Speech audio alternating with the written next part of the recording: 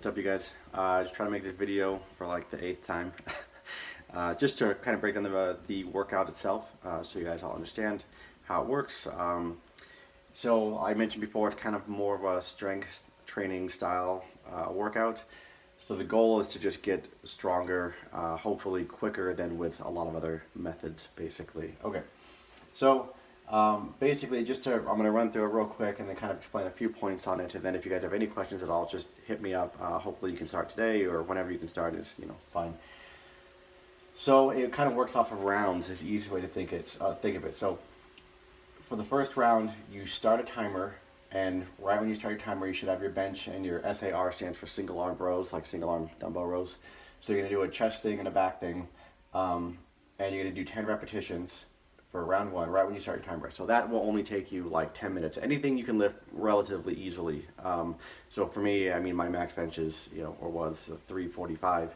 So 135 is usually what I start with. That's what a lot of people start with. Anything you start with is, you start with the bar, that's fine. Something that you just, you push out 10 really easy, like it's nothing. Okay. So you do that. That only takes about a minute. So you have about 4 minutes of a rest period at that. So all the rounds, like this one will take like 2.5 minutes, so you're working for about 2.5 minutes, and then you're resting for about 2.5 minutes. So this one starts at 0, you do it real quick, 10 repetitions for bench and single arm row, and then you wait until the 5-minute marker, and then you do your next set of things, which is bench press. Everything is for 5 repetitions this time, so you do bench press for whatever you can do for 5 that feels easy, not what you can maximal do for 5, but what you could do for 5 repetitions that feels pretty easy. Single arm rows, sorry if you hear that in the background, that's the Roomba cleaning in the hallway. Single arm rows for 5 repetitions. You're going to do an ab workout, ab exercise for 5. I put dumbbell curls, dumbbell skull crushers, whatever you want to do for a bicep and tricep thing, but whatever exercise you use, if it's barbell curls, barbell skull crushers, or tricep pulley, push downs, whatever you do, you're going to always do that same thing. That way you progress on the same exercise, okay? So you do that at the 5-minute marker. You'll probably be at that point like 7.5, maybe 8 minutes to be done with that. And then so you have 2 minutes or so to wait until you start round 3. Round 3 is going to do 3 repetitions of all these things again at the 10-minute marker. Round 4 is, you add weight again, you do your 2 repetitions, and then round 5 is just a 1 rep. Again, nothing maximal, not like a 1 rep true max of your bench or whatever, but whatever feels easy.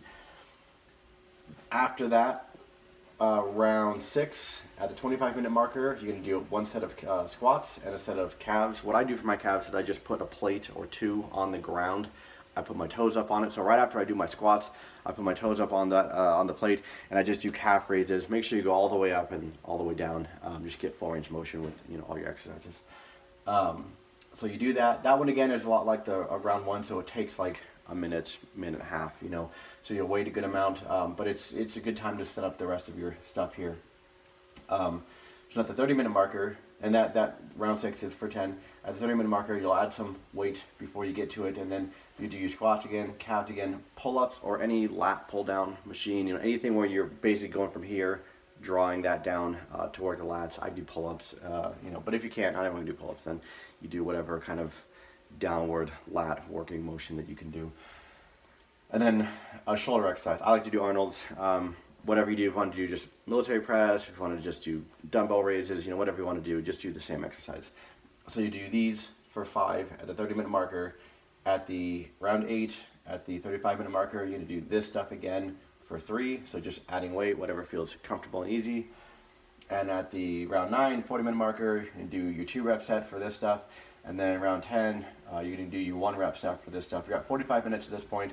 That last round takes you 2 minutes at the most, so you're at about 47 minutes when the workout's done. The big difference with this that was surprising to me, why this, it's surprising that it works so well, is that number 1, all of this stuff should feel really easy.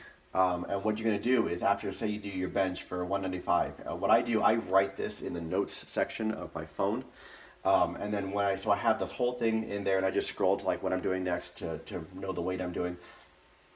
When I did that and it felt easy, I literally just write easy next to that thing. When I do this workout again, If that felt easy again, I write easy a second time. If it felt insanely easy last time, I might bump it up. But what I usually do is I write easy a second time. When I do the workout again on a following day, if I see that I wrote easy twice next to anything, I bump it up a little bit. So I would go from 195 to 205 maybe, depending on what it is. If you're doing your curls, you'd only go up by 5 pounds, maybe 2 if you have something that, a different dumbbell where you can go up by only 2.5 pounds or 2 pounds or whatever it is. But bigger things, obviously, you can go up by more. Smaller things for using like 40 pounds or 20 pounds, it's a bigger jump if you add 5 to that. So anyways, that's how you progress and go up, is you go through the workout. If anything ever felt easy, you write it right after that set, or during your waiting time, you write what felt easy. And as things get easier and easier, you can just naturally start to bump things up and see how you go. That's what blew me away about this. When I was doing my benching and my squatting, I weigh 175 right now. I probably fluctuate throughout, to 170 to maybe at the top end, I'll get to 185 or something like that. I had never benched more really than 295, maybe 305, and I was always doing the typical way you do it. You do a chest day, you do a back day, you do a leg day, and you struggle. You push really hard. You're always trying to push your limits. You tear your chest down, you wait 5 days or so, and then you do your chest day again, and once it's built back up, and that's the idea, tear it down, let it build back up, and it's always supposed to hurt. When I did this, nothing ever hurt. Nothing was ever difficult. The idea was make it so easy that you can, not only are you not sore the next day, but you could literally do this workout the next day, and that's what you're going to do. You do this workout twice in a row, and then have what's called a loading day, but I'll get to that. But your numbers just go up with ease, and they go up faster than they ever had before. But you don't worry too much about trying to make them go up. Just allow it to happen. Make it easy, and when it feels really easy, then you bump it up a little bit, and it should still, after you bump it up, it should still feel a little bit easy. Okay. So I'll get to the next, and then like I mentioned, you're going to do this workout twice in a row, back to back on different days. So you do it like you do this Monday, you do it again Tuesday, and then on Wednesday you're going to do what's called a loading day. That's where the 2 groups. I'm going to do just 2 groups for now. We're going to split, and the loading day is going to be different for everybody, but I'll get to that. I'll make another video, I'll post it for you guys and show you what your loading day is going to be. You're basically it's 2 different ideas. I've done both of them, and we're going to see which one works better. It's hard for me just being one person to really know what's working and which one works better.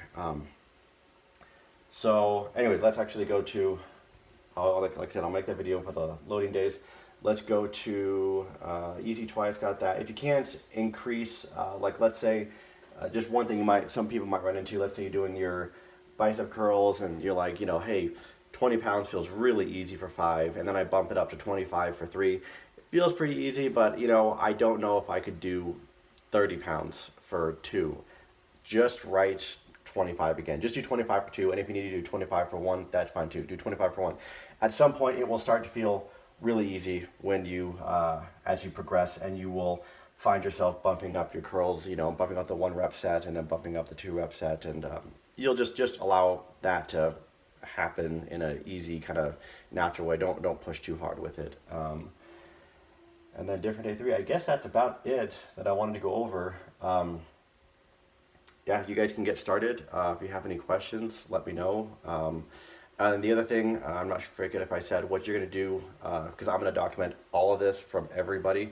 So every time you work out after the workout is done, if this is in the note section of your phone, just screenshot the whole thing. It'll probably need to be screenshotted in 2 pictures. Just screenshot it twice, send it over to me so I have it down, and in the 2 groups I'm just going to be charting everything and seeing if any group tends to naturally progress better. If anybody in Gillette needs me to come over with them, help them out a little bit, make sure they're doing everything correctly, just let me know. I'm happy to do that on any day that I'm off or after work or whatever. So yeah, just let me know. Have fun with it. Don't push too hard. Everyone's, the thing today is, 1 more rep, just do it, push real hard, and mine is more like resist the temptation to work too hard. So do not push too hard. And yeah, let me know how it goes. It should be a lot of fun. All right. Thanks, you guys.